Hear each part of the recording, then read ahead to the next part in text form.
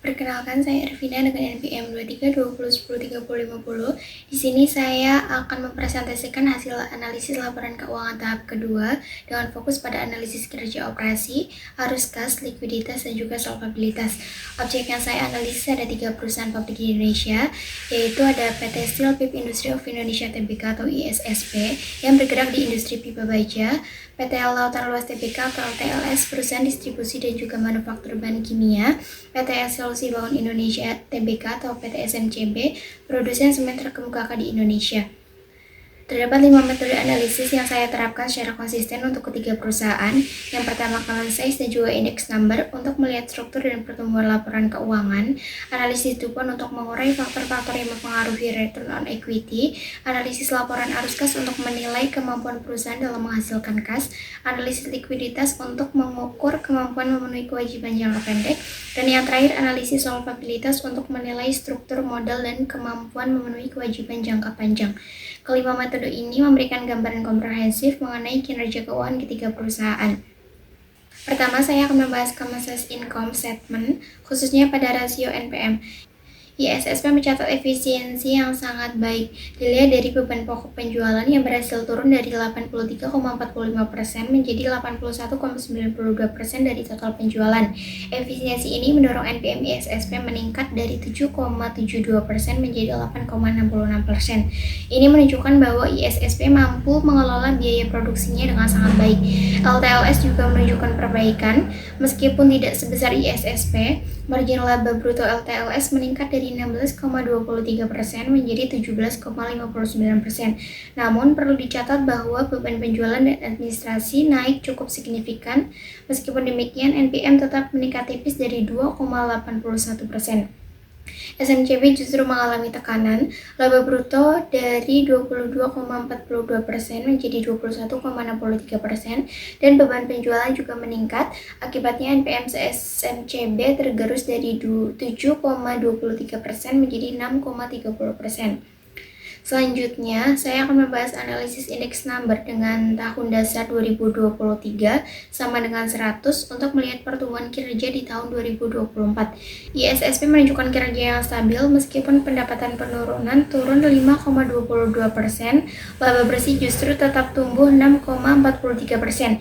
Ini menunjukkan bahwa efisiensi biaya yang dilakukan ISSP benar-benar efektif.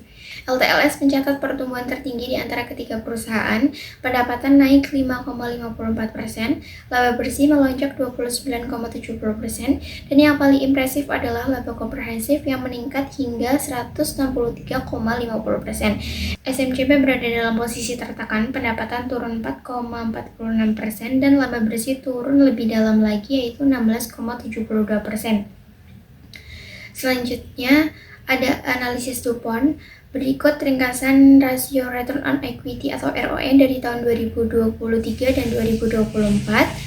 Selanjutnya, hasil analisis DuPont untuk masing-masing perusahaan. ISSP merupakan perusahaan yang paling profitable, di mana memiliki NPM dan ROA yang paling tinggi dan terus meningkat. NPM naik dari 7,72% menjadi 8,666% dan ROA meningkat dari 6,25% menjadi 6,39%. Yang menarik, peningkatan ini terjadi meskipun aset turnover dan leverage justru menurun. Ini menunjukkan bahwa pertumbuhan ROE ISSP murni didorong oleh efisiensi beroperasi, bukan karena penggunaan utang yang lebih besar. Kemudian LTLS memiliki pertumbuhan ROE tertinggi. LTLS memiliki aset turnover tertinggi yaitu 1,27 kali yang menunjukkan perputaran aset paling efisien. Namun perlu diwaspadai bahwa kenaikan ROE ini justru ditopang oleh financial leverage yang meningkat dari 1,89 kali menjadi 1,94 kali. Yang berarti pertumbuhan ROE LTLS ini sebagian didorong oleh peningkatan utang, sehingga ada risiko rasio keuangan yang perlu diperhatikan. Kemudian SMCB ini merupakan perusahaan yang paling tertekan, di mana mengalami penurunan NPM dari 7,23% menjadi 6,30% dan ROA dari 4,03% menjadi 3,54%. Yang menarik, financial leverage SMCB justru menurun dari 1,78 kali menjadi 1,63 kali, menunjukkan bahwa perusahaan menahan ekspansi utang di tengah kenaikan margin. Selanjutnya, laporan analisis arus kas. ISSP mengalami peningkatan capex yang signifikan dari 63 miliar menjadi 180 miliar. Dividen juga naik dari 42 miliar menjadi 105 miliar sejalan dengan peningkatan laba. LTLS menunjukkan lonjakan capex yang sangat besar dari 62 miliar menjadi 206 miliar yang mengindikasikan ekspansi bisnis. Namun, dividen justru turun dari 77 miliar menjadi 52 miliar. SMCB memiliki capex yang tetap besar namun memiliki penurunan dari 762 miliar menjadi 730 miliar. Dividen naik tipis ke 262 miliar. Yang perlu diperhatikan, ISSP dan SMCB ini mengandalkan aktivitas operasi sebagai sumber pendanaan utama dengan kenaikan signifikan. Sementara LTLS justru mengalami penurunan arus kas operasi dari 583 miliar menjadi 362 miliar di tengah kebutuhan investasi yang membesar. Ini merupakan sinyal yang perlu diwaspadai. Selanjutnya saya akan membahas free cash flow dan juga rasio reinvestasi kas. Free cash flow tumbuh tajam di ketiga perusahaan pada tahun 2024. SMCB mencatat nominal FCF terbesar yaitu mencapai 2,38 triliun. Untuk cash flow adequacy ratio, ISSP berada di posisi tertinggi dengan 2,79 kali yang menandakan bahwa kas dari operasi ISSP paling mampu menutupi kebutuhan investasi dan pembayaran utang jangka panjang. Untuk kas reinvestment ratio, ISSP dan SMCB ini mengalami kenaikan yang berarti lebih banyak kas ditanam kembali ke aset. Namun, LTLS justru mengalami penurunan dari 23,71% menjadi 14,50% yang menunjukkan bahwa proporsi kas yang diinvestasikan kembali ke aset semakin kecil. Selanjutnya, analisis likuiditas. Saya akan fokus pada asset test dan juga quick ratio saja. ISSP menjadi perusahaan dengan likuiditas paling optimal. Asset test rasio, kas rasio, dan juga cash flow rasio seluruhnya menguat dari 2023 ke 2024 yang menunjukkan kemampuan ISSP dalam memenuhi kewajiban jangka pendeknya sangat baik. SMCB menunjukkan kondisi yang unik. Meskipun kas rasio murni dan juga asset test rasio menyusut, cash flow rasio membaik tajam dari 22% menjadi 42% yang menunjukkan bahwa meskipun aset likuid menurun, kemampuan menghasilkan kas dari operasi justru meningkat.